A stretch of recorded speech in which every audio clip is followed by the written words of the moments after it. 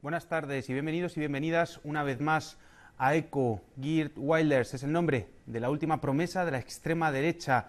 Otra decepción electoral en Holanda para los xenófobos, pero también otro toque de alerta en Europa. Un toque de atención de estos populismos de extrema derecha que están pujando por el poder en diferentes partes del mundo. Europa, en estos momentos, concretamente, está siendo recorrida por diferentes movimientos políticos que tiene como bandera el nacionalismo, la xenofobia, o un enfrentamiento directo contra la globalización. Tal vez sea Amanecer Dorado en Grecia el máximo exponente, la cristalización más evidente de un partido neonazi, pero no podemos dejar de mirar a Francia. En abril tienen elecciones con Le Pen apuntando bien alto, Austria hace bien poco, Inglaterra y, como no olvidemos a Donald Trump. Bien, pues de todos estos temas queremos preguntarnos en ECO, ¿qué tienen estos populismos de extrema derecha para atraer electoralmente a tantos votantes? ¿O qué propuestas económicas postulan?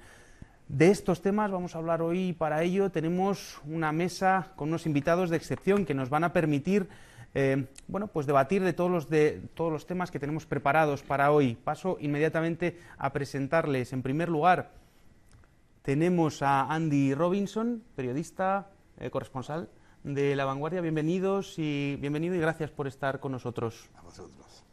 Muy bien, pues también tenemos a Juan Carlos Barba, analista económico, analista político y coordinador de Colectivo Burbuja. Bienvenido, muchas gracias por estar con nosotros. Gracias a ti, Iván. Un placer estar aquí. Un placer. También tenemos a Fernando Arancón, analista de Relaciones Internacionales en el Orden Mundial, la página web. Bienvenido, muchas gracias por estar con nosotros. Gracias, un placer estar aquí. Y por último, también tenemos a Josefina.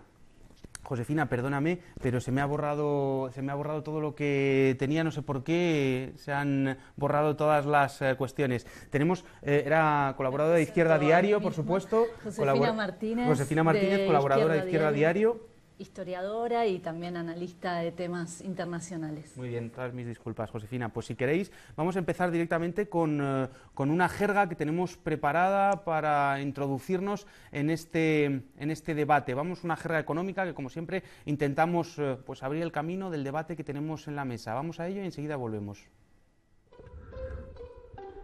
Jerga económica. Populismo. Podemos definir como populista cualquier movimiento político que considera que los rasgos en común de los integrantes de un pueblo son más importantes que los rasgos que los separan. Podemos definir al populismo como de derechas o de extrema derecha cuando se considera que las diferencias entre ricos y pobres, entre explotadores y explotados, u hombres y mujeres son menos importantes que las diferencias culturales o étnicas. Adicionalmente, este populismo es xenófobo cuando designa a un enemigo exterior que no comporta los rasgos definitorios que poseen los representantes del verdadero pueblo. Un peldaño más bajo lo ocuparía el populismo fascista, para el que el cuerpo social tiene que purgarse de influencias extrañas hasta convertirse en un ejército disciplinado y jerárquico destinado a cumplir su misión histórica de conquista de otros pueblos. Actualmente estamos presenciando el triunfo de movimientos postfascistas que, si bien no abogan por el aventurerismo militar exterior, no obstante muestran una clara propensión a identificar a una serie de enemigos internos que deben ser excluidos del verdadero pueblo y así conceder privilegios al grupo étnico favorito. Pues da bastante miedo toda esta descripción. Queremos empezar ya el debate. Si queréis una primera pregunta, Josefina, por ejemplo, hablaban, o muchos analistas hablan, de que este auge de la extrema derecha ha sido, entre otras cosas, porque la izquierda ha perdido el mensaje que trasladaba a parte de la clase obrera, de la clase trabajadora. ¿Estás de acuerdo con esto?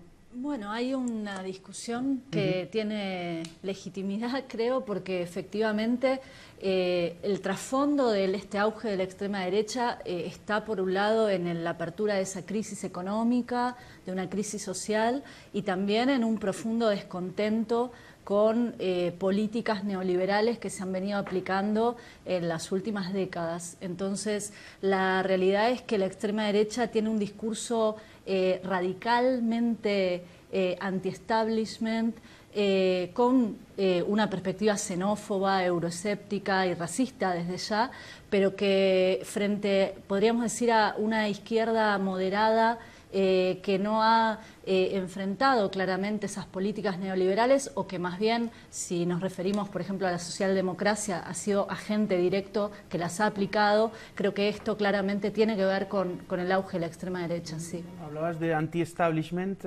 una de las cuestiones que más, o con las que más se ha descrito a Donald Trump, ¿no, Andy?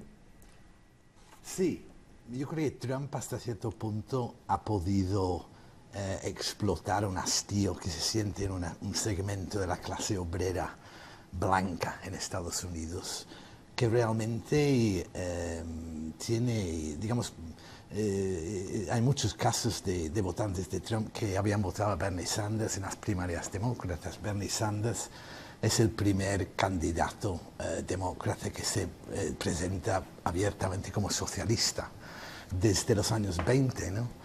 Los años 20 en Estados Unidos hubo movimientos populistas que eran de izquierdas. Entonces hay que tener mucho cuidado, creo, con esa palabra populista, ¿no? Porque es que en Estados Unidos no es un término despectivo, más bien es una referencia bueno, de hecho Obama lo dijo, ¿no? Yo soy populista, ¿no? Sí, más quisiéramos que fuera un poquito más populista para Obama, ¿no? Pero desde luego Bernie Sanders es lo más cerca que se ha llegado al populismo de izquierdas de los años 20, cuando la gente, sobre todo en los estados agrícolas de Medio Oeste, rebelaron contra Wall Street, ¿no?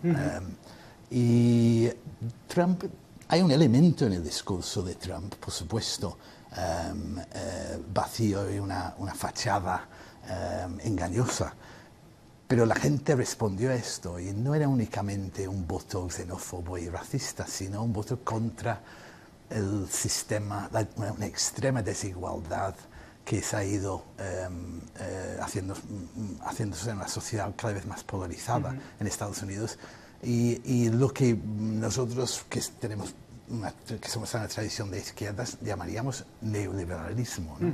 Entonces hay un elemento del voto de Trump, yo creo que es un voto contra el neoliberalismo. Entonces es un fenómeno muy complejo. Claro.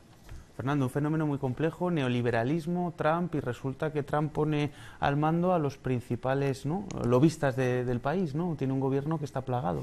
Sí, en definitiva, también como bien se ha ido apuntando aquí, el gobierno de Trump y durante la campaña electoral basaba también mucho en el personaje y sobre todo en el discurso. En el fondo, Trump es cierto que parece mostrar ciertas inconsistencias, como bien has comentado, entre lo que propugnaba en campaña y la realidad que está ocurriendo ahora en la administración de Estados Unidos, pero en el fondo lo sigue soportando o lo sigue contrarrestando con un discurso que sigue apelando pues a ese establishment de Wall Street, a esos grandes partidos que han estado prácticamente monopolizando el poder durante décadas y que básicamente han hecho pues una gestión a espaldas del país, pero de lo que es la nación estadounidense. Es decir, pues se ha dejado de lado a los trabajadores, se ha dejado de lado pues a los agricultores, que decía Andy, y se han permitido una serie de políticas que en definitiva han premiado a unas minorías muy concretas, y es un voto, el populismo, ya lo ha comentado Josefina, de reacción contra el sistema. Es un voto que dice el neoliberalismo de finales de los 80, de todos los 90, hasta aquí ha llegado. Juan Carlos.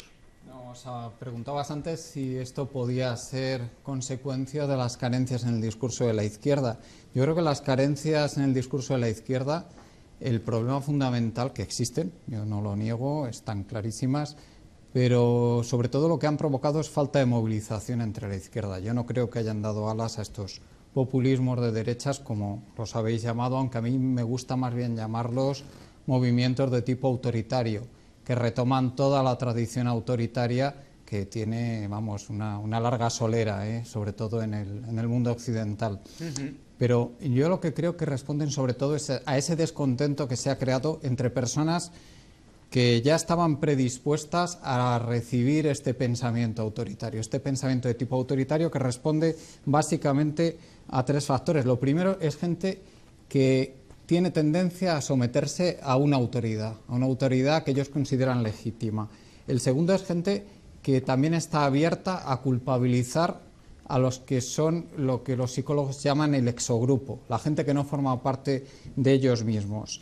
Y en tercer lugar, aceptan la adhesión a los valores tradicionales. O sea, son gente conservadora en el sentido de no querer cambiar las cosas, de no querer cambiar los valores. Entonces, esta gente, el descontento de esta gente lo están capitalizando estos movimientos políticos que están a la derecha de lo que son los partidos conservadores tradicionales, ¿eh? Muchos de ellos sin un discurso claramente contra la democracia liberal, porque no lo tienen. Donald Trump no es alguien que quiera destruir la democracia en Estados Unidos, como tampoco UKIP, como tampoco aparentemente Le Pen, por lo menos en Inglaterra, de Le Pen en de forma manifiesta, o algunos sí, lo que sí parece que lo quieren destruir, como es Amanecer Dorado, ¿no?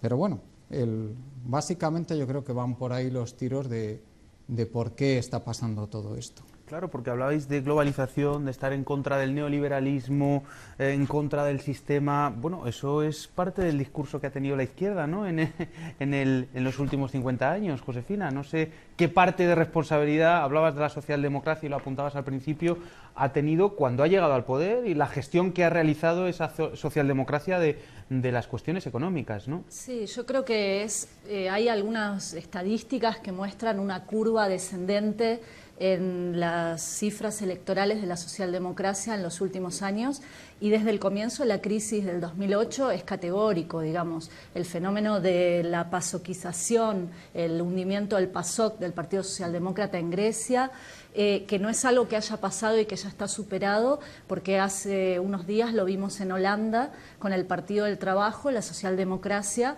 que se hundió literalmente, cayendo a 9 escaños de los 38 que tenía, y es claramente un castigo por derecha y por izquierda, porque hay voto a la extrema derecha y hay voto también a otras formaciones como los verdes de izquierda, etcétera, pero hay claramente un castigo a las políticas neoliberales de la socialdemocracia. Después está en discusión si eso es la izquierda o no, porque justamente creo que hace tiempo que vienen con políticas socialliberales, ya hace décadas, y abandonaron. Entonces la extrema derecha toma un discurso demagógico. Por ejemplo, Marine Le Pen apela al pueblo, a la idea del pueblo, los olvidados, los castigados por la crisis, y hace demagogia, aunque sus políticas económicas después combinan medidas de tipo social con medidas conservadoras y liberales también, ¿no? Los programas económicos de estas formaciones son más eclécticos, pero sí hacen demagogia con las consecuencias de la crisis y con un resentimiento muy grande entre sectores de la población, de las clases medias y la clase trabajadora, con el establishment político, con esos políticos de la casta que se los ve corruptos, enriquecidos, ¿no? Creo que ese es el fenómeno. Es interesante el hecho de que efectivamente, bueno, muchas de las cuestiones que decíamos que el populismo de derechas o que los movimientos autoritarios, como nos decía Juan Carlos, se están recogiendo, es parte del discurso de la socialdemocracia. Muchas veces cuando ha accedido al poder resulta que no se ha diferenciado mucho la socialdemocracia de los liberales. En muchas ocasiones han sido las mismas medidas, Andy, pero sin embargo los que más se están viendo afectados, digamos, electoralmente es la socialdemocracia, ¿no? Es la que está hundiéndose país tras país, ¿no? Sí, la verdad es que esa palabra pasoquización me ha gustado, ¿no? Es Y yo pensaba, yo estuve en Grecia para las elecciones cuando ganó Syriza. Sí. Y en aquellos momentos pensábamos, pues mira, esto es un nuevo movimiento de izquierdas que está plantando cara a una ortodoxia europea dominado por un pensamiento económico alemán, ¿no? Austeridad y todo lo demás. Y también había una sensación de que quizá podía ir por el mismo camino el socialismo español, etcétera, ¿no? Pero claro, la experiencia de Syriza en el gobierno ha sido tan un ejemplo tan asombroso de impotencia, ¿no? De no poder hacer nada frente a una unión monetaria que es como una jaula que convierte la política macroeconómica en algo que viene desde arriba, desde capitales de poder que no están en el Estado-Nación. Déjame que te pregunte, Andy, ahí quizás está el problema, ¿no? Porque Syriza y el movimiento, un movimiento progresista de izquierdas, que intenta dar un problema a la crisis económica, intenta dar una solución al problema de la crisis económica dentro de Europa, en el contexto europeo. Y al lado tenemos al Brexit, a UKIP, que de repente logran capitalizar ese descontento y propugnan una solución fuera de Europa. Esa diferencia, ¿cómo la ves tú, Andy? Bueno, por eso yo cuando he visto vuestro editorial resumiendo lo que es el Bueno, populismo de derecha... para aumentar, nos ha dicho que no estaba de acuerdo. Ahí me queda un poco de piedra, porque digamos yo habría votado en favor del Brexit. Y digamos, toda mi experiencia de Grecia y del discurso de Yanis Varoufakis, por ejemplo, me hace sentir que el Brexit es el único camino que tenemos, por lo menos, y mejor el Spexit o el Grexit, porque yo creo que la Unión Monetaria no permite políticas progresistas en lo que se refiere a la macroeconomía. Esas posturas se pueden defender desde la izquierda y desde la derecha. Claro, lo que pasa es que la izquierda ha dejado el tema del euro de Europa, claro, y lo ha dejado abandonado de tal forma que lo ha cogido la extrema derecha, ¿no? Es muy minoritario. Efectivamente, somos muy pocos los que desde la izquierda defendemos que hay que salir del euro. Yo lo defiendo claramente, además lo he dicho desde que empecé mis tareas en el periodismo económico en el año 2009. He venido defendiendo la salida del euro. Pero vamos, si uno analiza el programa económico de Le Pen, que yo creo que es muy interesante analizarlo, tiene 144, las famosas 144 medidas, no todas son económicas, evidentemente, pues uno ve medidas que se podrían compartir desde la izquierda, como son una vuelta atrás, una cierta vuelta atrás en la globalización, aplicando algunas medidas proteccionistas, como salir del euro, como bajadas de impuestos a las rentas más bajas, porque lo propone, pero luego, junto con todo eso, no propone ningún tipo de medida contra las grandes empresas, que evidentemente eso jamás lo haría alguien que defendiera unas políticas de izquierdas, y luego empieza a proponer políticas de corte xenófobo, que por supuesto son totalmente reprobables para cualquiera que defienda valores democráticos.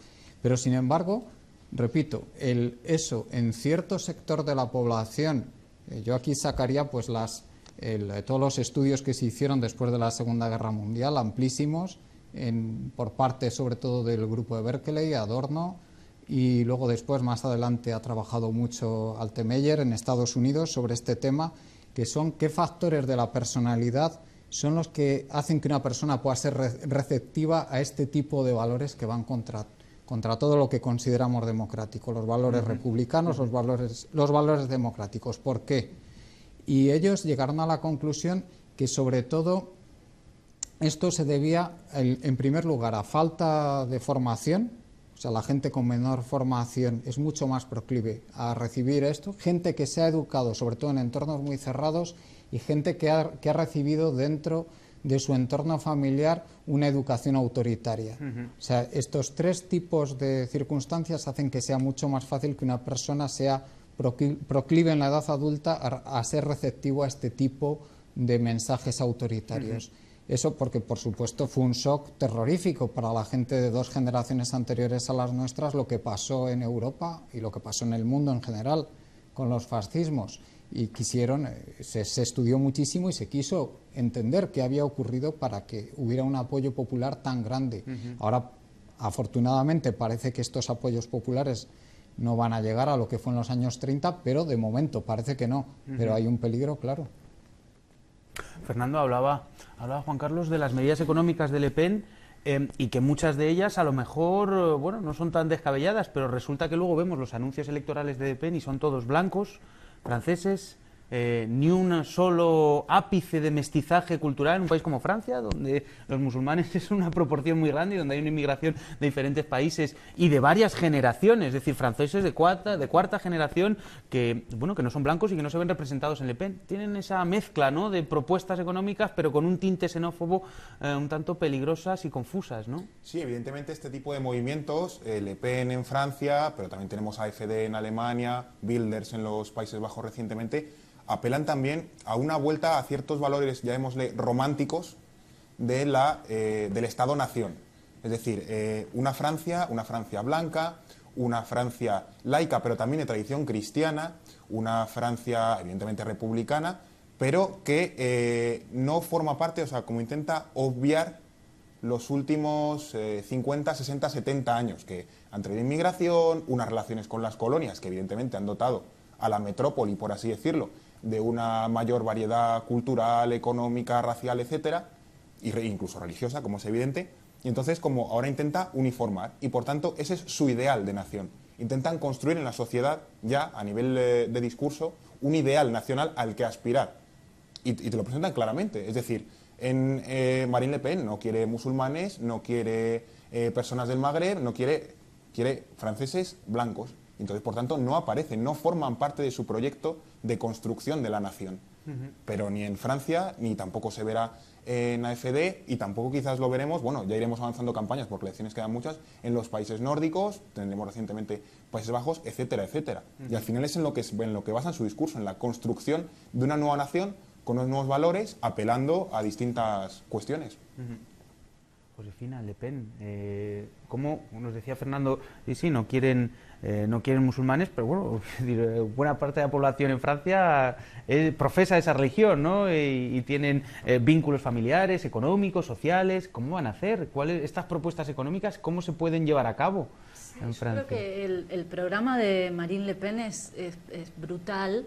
Porque, por ejemplo, para dar un dato, plantea poner un cupo al saldo migratorio en Francia en 10.000 personas. Actualmente es de 100.000 personas anualmente el saldo migratorio entre las personas que ingresan y las que se van, etcétera. Entonces, se trata de, supuestamente, si se aplica este programa, expulsar a 90.000 personas anualmente, además de todas las expulsiones de los refugiados que están sin papeles. Un impacto económico brutal en Francia, negativo, por supuesto. Pero tendría un impacto social enorme. Yo no sé si este programa, efectivamente, es un programa que no se puede llevar adelante sin grandes conmociones sociales, creo yo.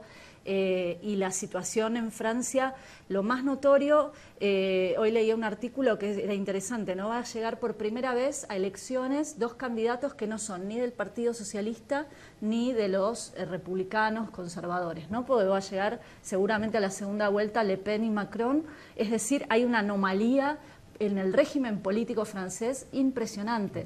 Yo creo que eso...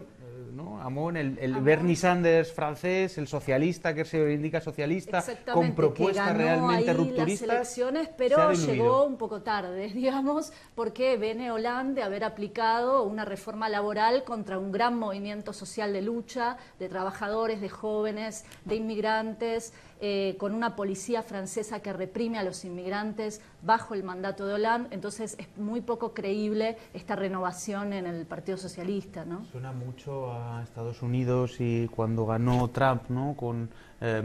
Contra Hillary, ¿no? Esta imposibilidad que tuvo Hillary de movilizar al electorado demócrata o tradicionalmente demócrata se hundió y fue lo que le dio la victoria a Trump. Una pregunta que quería lanzar encima de la mesa.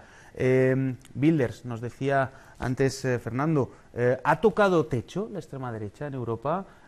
¿No puede subir más? ¿Es imposible que puedan acceder al poder o es simplemente un paso en una fotografía ascendente? Y es una pregunta que dejo encima de la mesa para cualquiera de vosotros. Yo cuando estudiaba, bueno, lo voy a decir así rápido, es una pequeña nota, cuando estudiaba tenía un Tampoco profesor... hace tanto, Fernando. Por eso, o sea, no hace mucho. Tenía un profesor de historia que decía, el órgano que mueve la historia es el estómago. Es decir, cuando la gente ha pasado hambre en la historia, ha habido problemas. Cuando los estómagos han estado llenos, muy mal lo has tenido que hacer para que hubiese realmente una convulsión social. Por tanto, en Europa ahora mismo creo que muchos estómagos en distintas partes del continente están tirando vacíos.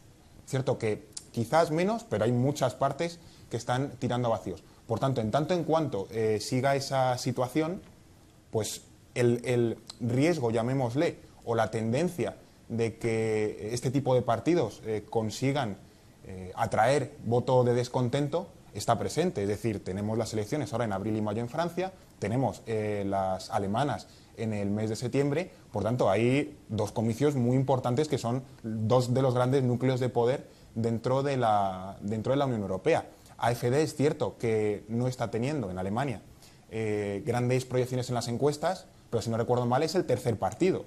Que bueno, que es cierto que el Partido Socialista Alemán con Martin Schulz ha conseguido reflotar, que había salido muy tocado a las anteriores elecciones por esa gran coalición, pero bueno, son terceras fuerzas. En Austria, como bien has comentado, estuvo a punto de ganar con Wilders. Es cierto que, bueno, en Wilders decimos batacazo, pero ¿hasta qué punto? Porque justo antes tuvimos la crisis con Turquía, que eso creo que capitalizó muchísimo Mark Rutte ese sentimiento de descontento y de reacción contra una agresión con Turquía, externa. explícalo por si acaso no nos La crisis acordamos. con Turquía, en resumen, fue que unos ministros turcos intentaron llegar a Rotterdam para dar unos mítines dentro de la campaña que está teniendo Turquía por su referéndum presidencial hacia el del 16 de abril, y básicamente las autoridades neerlandesas, negaron esos mítines. Y hubo una crisis diplomática extremadamente grave, ¿no? Claro, una crisis diplomática de muy alto nivel que todavía está extendiéndose.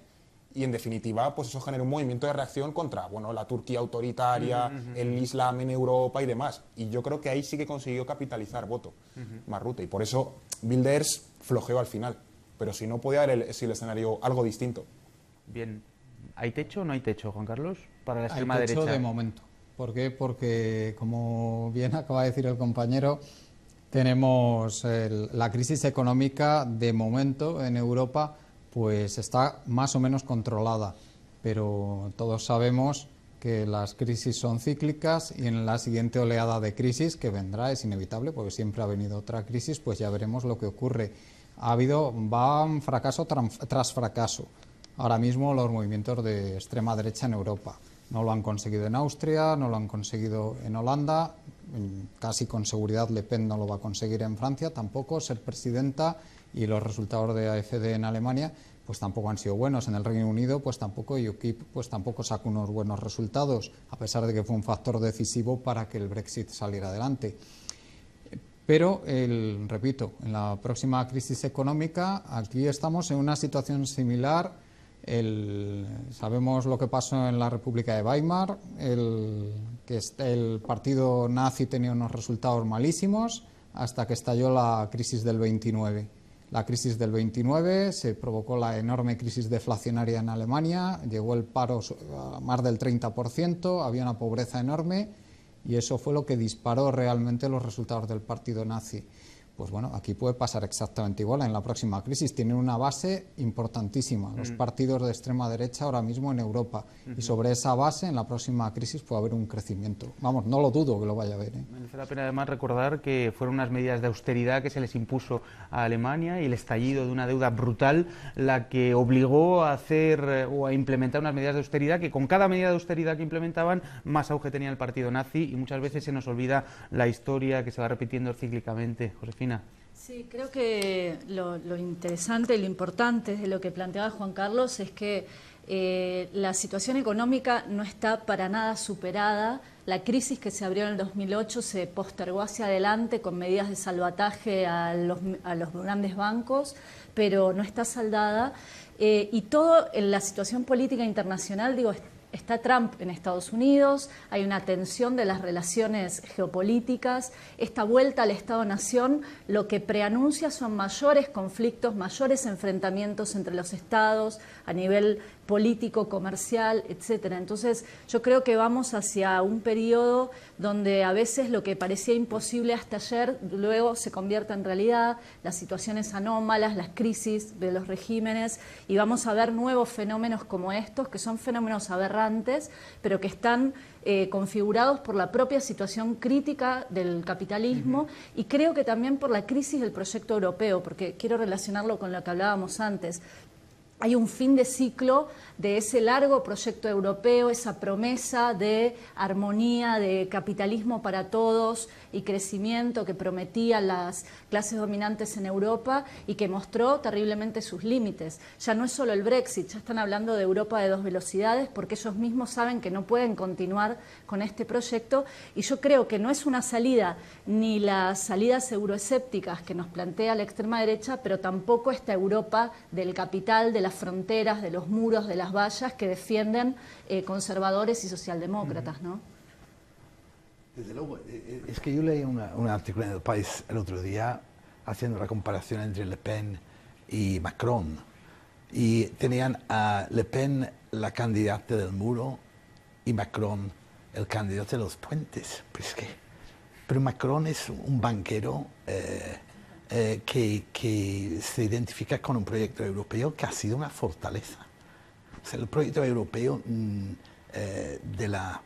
establishment de Bruselas, Berlín y Frankfurt ha sido un proyecto principalmente de construir muros en torno a un conjunto de países que antes eran colonialistas, ¿no? Es decir, cuando decías tú el discurso de Le Pen es una nostalgia por un colonialismo, si solo podemos enfrentar a ese discurso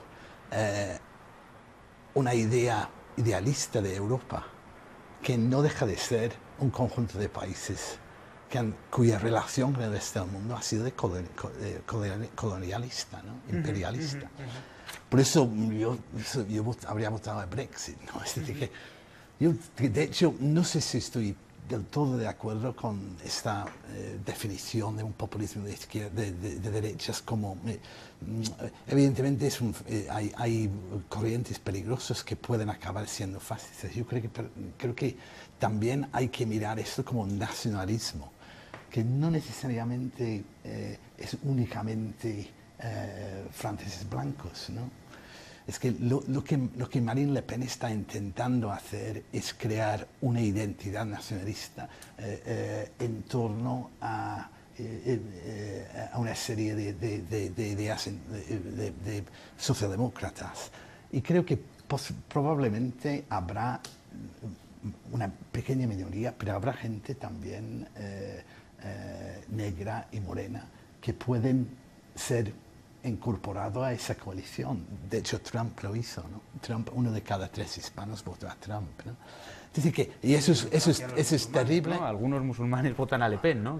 Por eso decía, ¿no? Por eso decía que un poco que esa caricatura del votante de Le Pen como un francés blanco nostálgico por bueno, pero la mayor parte sí, pero quizás mejor. Esos son más fácilmente explicables, ¿no? Quizás mejor enfocarnos hacia esas pequeñas diferencias, porque si no, simplemente vamos a repetir lo mismo discurso y eso hay peligro de que volvemos a los años 30. Y no sé si llegamos muy lejos con ese argumento.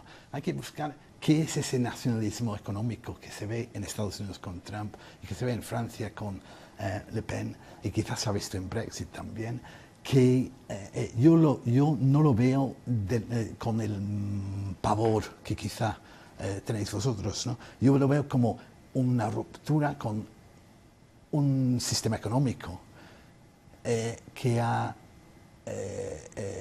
creado un estancamiento del salario medio, un segmento de la población quizá mayoritaria que está viendo su poder adquisitivo ser mermado constantemente a lo largo de 20 años. Y todo ha saltado por los aires. Esto me hace pensar que quizá por ahí puede haber algo bueno, ¿no? Es un poco como lo que decía Slavoj Žižek, ¿no? Citando a Mao Zedong. Hay caos debajo del cielo, la situación es excelente, ¿no? Es un poco frívolo decir esto, pero quizá aquí, si todo se está fragmentando, quizá habrá que buscar una forma de crear un nacionalismo de izquierdas que incorpore gente de todos los colores y todas las etnias, ¿no? Sí, estoy de acuerdo con Andy en estas cuestiones que ha apuntado. Es cierto que, a pesar de no tener ninguna simpatía por esos movimientos de extrema derecha, a día de hoy creo que es el espectro político, llamémosle, que tiene un proyecto político más sólido. Es decir, ha realizado un diagnóstico de la situación y ha dicho yo quiero llegar aquí. Otra cosa es que digamos, bueno, es irreal, es utópico en cierto sentido, pero bueno, ha dado una solución y ha dado un marco, y ha dado unas medidas, etcétera, etcétera. Pero es un mensaje político quizá, ¿no, Fernando? Quiero decir, ha sabido lanzar un mensaje político. No sé si es un proyecto como tanto un mensaje, porque el proyecto que esconden es xenofobia, son medidas liberales, es Donald Trump que habla en contra de la globalización, pero pone al frente de todos sus ministerios los mayores lobistas.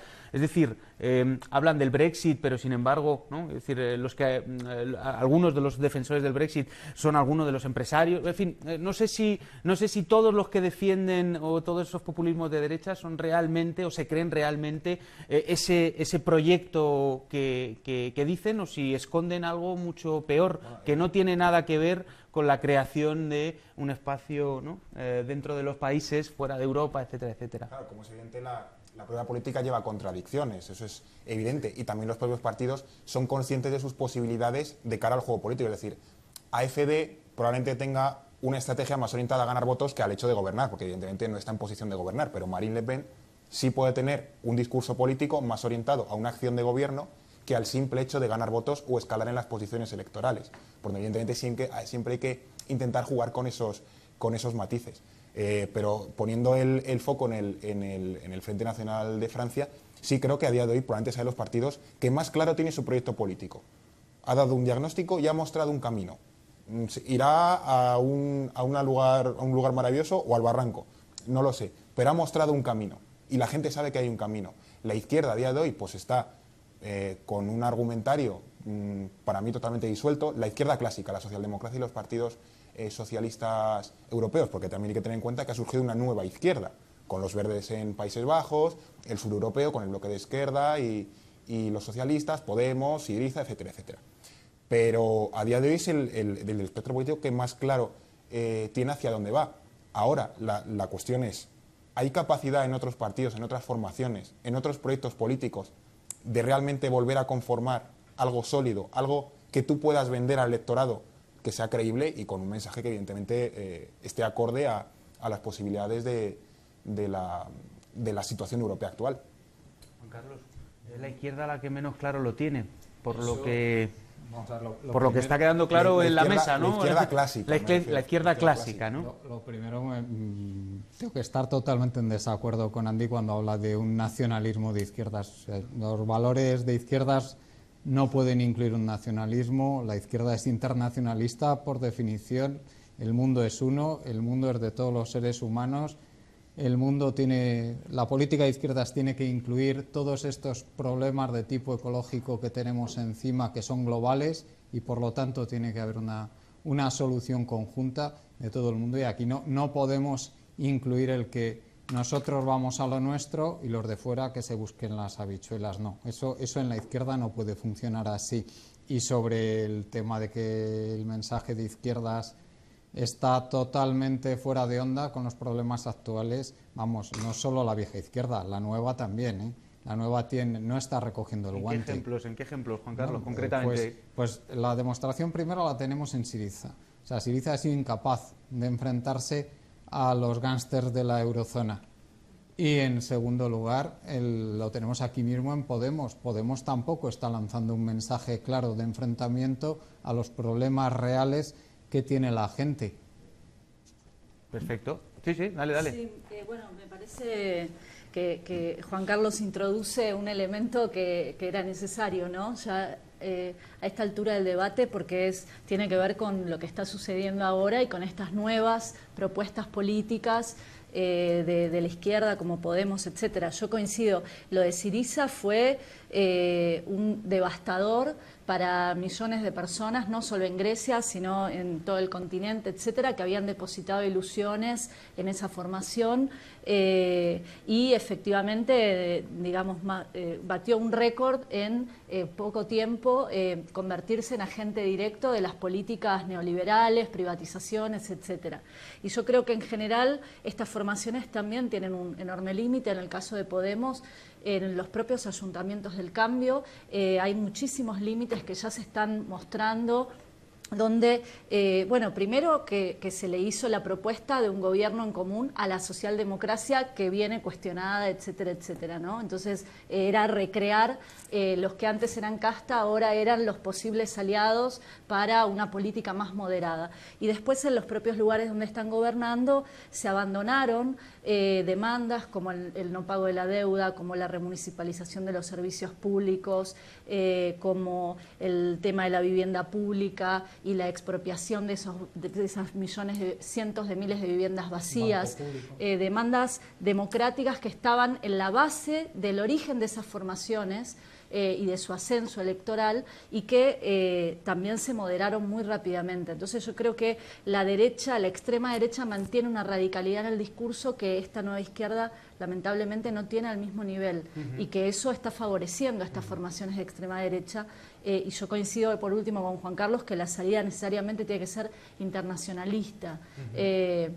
Y eso es lo complejo, ¿no? Ni el nacionalismo que nos ofrecen, ni la Europa del capital, ¿no? Cómo encontrar una salida internacionalista de los trabajadores, de los pueblos diferentes. Eso creo que es el desafío.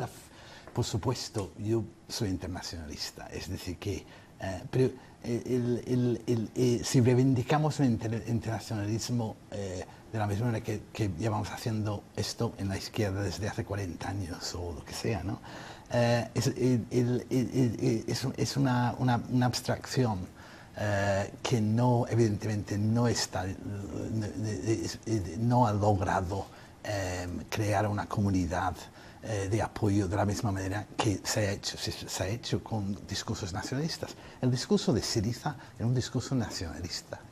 Es un partido, ellos ganaron las elecciones con una coalición con un partido nacionalista. Y de hecho, yo creo que la defensa del Estado-Nación, sobre todo en la zona euro, como un espacio democrático en el cual se puede adoptar políticas macroeconómicas para proteger a las clases más vulnerables al capitalismo salvaje en el que vivimos. Es que no hay otra. Ese es el único espacio que tenemos. A no ser que... yo diría que, digamos, yo encantado de que me digas que no deberíamos estar hablando de nacionalismo de izquierdas porque es peligroso. Estoy de acuerdo. Lo he soltado ahí un poco de manera de provocación. Pero lo que te diría es que me extraña que estés defendiendo la salida de España de la zona euro y que te da tanto miedo un discurso nacionalista. Sí, pero esto es por cómo funciona Europa. O sea, no es incompatible. Si Europa funcionara de otra manera, no habría que defender la salida del euro. Pero bueno, ¿en qué euro estamos?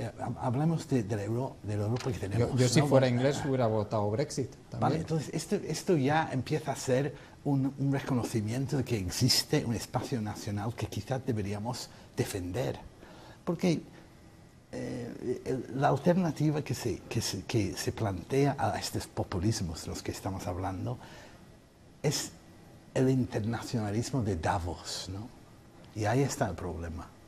Porque cada vez que yo leo una tribuna en El País que dice les hemos parado los pies a los populistas, yo pienso, ¿y en nombre de quién? Probablemente en nombre de la ideología de Davos, otra vez.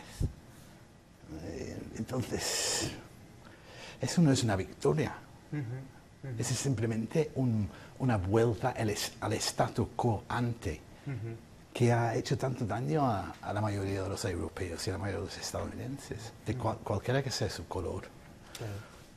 Sí, efectivamente, me está pareciendo muy interesante el debate aquí de nacionalismo, internacionalismo, y yo quería apuntar que, como autocrítica aquí común a la mesa, que también hemos asumido parcialmente el nacionalismo como ese nacionalismo cultural que están propugnando ahora una serie de partidos, el nacionalismo clásico, más basado en la nación cultural, en la raza, la religión, una cultura diferenciada.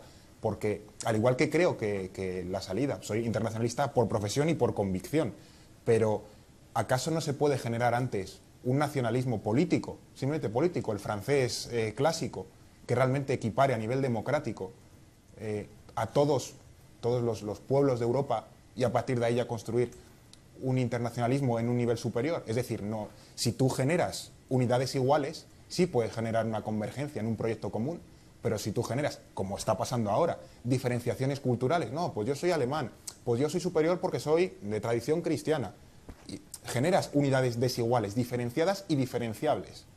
Pero si generas un proyecto político en naciones separadas por fronteras, como estados, pero basadas en unos valores democráticos, ¿por qué no luego se superen o se haga una convergencia? Se puede generar un proyecto políticamente común.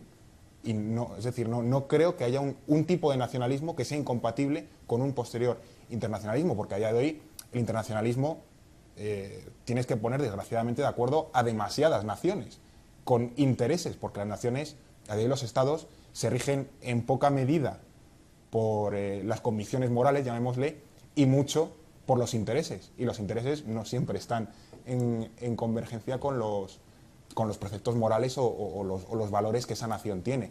Por tanto, jugar con ese tipo con tantos actores a la vez y con tantas contradicciones, pues realmente creo que es complicado de cara a superar pues ciertos baches que a día de hoy son más bien boquetes.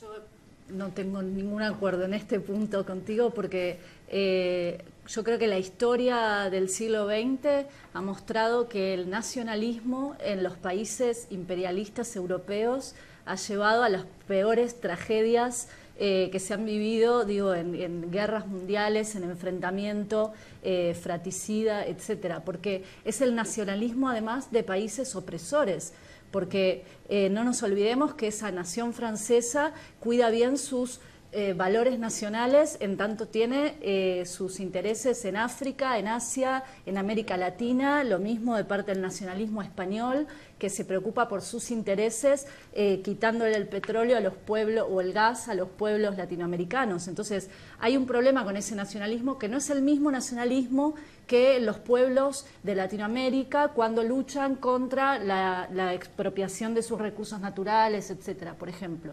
Pero además yo creo que esa división de las fronteras es completamente antinatural hoy, cuando hay un mayor grado de socialización del trabajo a nivel mundial y de internacionalización de los propios pueblos, ¿no? Las grandes comunidades migrantes que están por toda Europa. Entonces, ¿cómo dividir eso en fronteras nacionales de nuevo y establecer lo que es mío contra lo que es del otro? Yo por eso creo que hay que luchar por un internacionalismo, pero tengo acuerdo con Andy que no es el internacionalismo de Davos ni de la Europa del capital. Yo no festejo que ganó Mark Rutte en Holanda, porque no me parece una buena noticia, porque tiene la misma agenda xenófoba con unos grados menos de fiebre que la que tiene Wilders, pero sí luchar por un internacionalismo anticapitalista, algo que hoy puede parecer todavía más utópico, pero yo creo que es utópico pensar que en los marcos de este sistema vamos a encontrar una solución y menos por la vía del nacionalismo, ¿no? Muy bien, sí. Quería comentar que estamos llegando al final del programa y está siendo súper interesante, así que yo creo que vamos a tener que hacer un par más de programas, tanto porque no sé si tiene techo la extrema derecha y tenemos que analizarlo, como porque se está quedando muchas cosas en el tintero y además están saliendo temas que van a ser de actualidad en los próximos meses.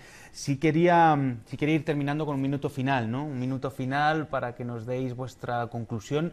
Y bueno, en buena medida que nos deis un poquito de esperanza en todo esto, si lo consideráis así. Vamos a empezar con Juan Carlos y seguimos en orden en la mesa con el minuto final, ¿vale? Muy necesario lo que ha comentado Josefina, y desde luego hay que distinguir entre esos nacionalismos de corte xenófobo, de corte, pues una agresión dirigida hacia grupos minoritarios, que es lo que tiene la extrema derecha, con lo que hemos comentado, es decir, vamos a salir del euro o vamos en un momento dado a aplicar medidas de tipo proteccionista que pueden estar encaminadas pues a protegerse de empresas mucho más potentes del exterior para favorecer el desarrollo interno de un país. Eso es diferente. Y desde luego, en cuanto a lo que has dicho de esperanza, pues sí, por supuesto, pero hay que moverse, ¿eh?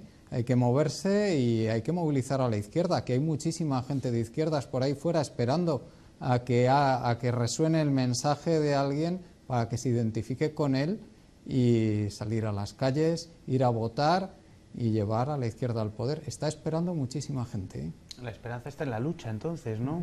Yo creo que sí, que la esperanza está en la lucha y por eso yo no la pierdo, porque hace días nomás hemos visto más de 3 millones de manifestantes en Estados Unidos después de que asumió Donald Trump, porque venimos de este paro internacional de mujeres que hizo que la tierra tiemble, ¿no? Como convocaron esas activistas norteamericanas y tuvieron una respuesta a nivel internacional, y porque creo que la posibilidad de que resurja el movimiento social en una perspectiva internacionalista está planteada más que nunca. Muchas gracias, Josefina. Andy. Una esperanza. Es que yo acabo de publicar un libro cuyo subtítulo es Miedo, asco y esperanza en Estados Unidos. Y hice un epílogo cuyo título es Miedo, asco y desesperanza en Estados Unidos. O sea, no tengo muy claro si hay esperanza o desesperanza. Más bien diría yo que lo que hemos tenido a lo largo de los últimos 40 años, desde aquellos años de Margaret Thatcher y Ronald Reagan y el inicio del paradigma neoliberal, tampoco ha sido un momento histórico maravilloso. Así que si es diferente, pues yo más vale voto por eso, ¿no? Muy bien, muchas gracias, Andy.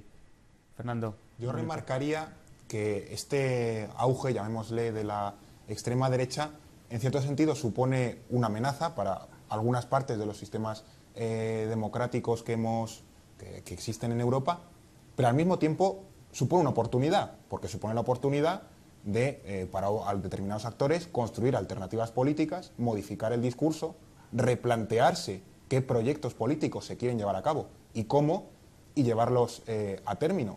Por tanto, en definitiva, la lucha política, ese pulso, sigue, está vivo. Es decir, esto no es un rodillo que avanza y no podemos hacer nada. Es decir, se pueden efectivamente construir alternativas. El segundo punto que me gustaría remarcar es que en muchos de estos partidos, también pasó sobre todo con Trump, era que los votantes poco menos que eran, tontos, por así decirlo, que no sabían lo que hacían, y etcétera, etcétera. Es decir, no se puede dar como un voto de segunda división o las demandas que tiene ese sector poblacional como algo secundario, como algo bueno, que hay que obviar, que ya se les pasará y demás. Hay un problema, hay problemas económicos, sociales y políticos latentes, y realmente hay que solucionarlos y hay que darles atención y enfocarlos de una manera adecuada, sin desde arriba, es decir, de igual a igual. Pues muchísimas gracias, Fernando, Andy, Josefina, Juan Carlos, un verdadero placer escucharos, ha sido una mesa súper interesante, así que nada, gracias y espero que podamos volver a contar con vosotros dentro de poco, y vosotras, por supuesto.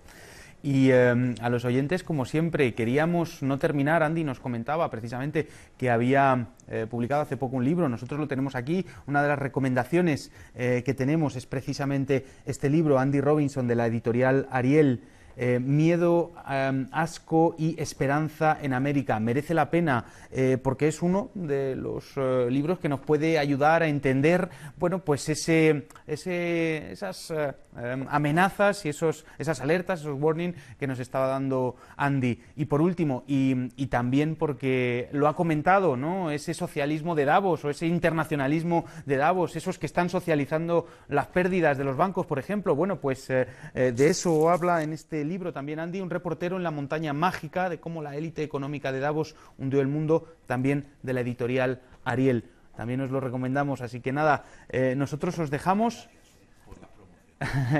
Nosotros os dejamos y os convocamos al próximo ECO, como siempre, si podéis difundir el programa y nada más, hasta la próxima.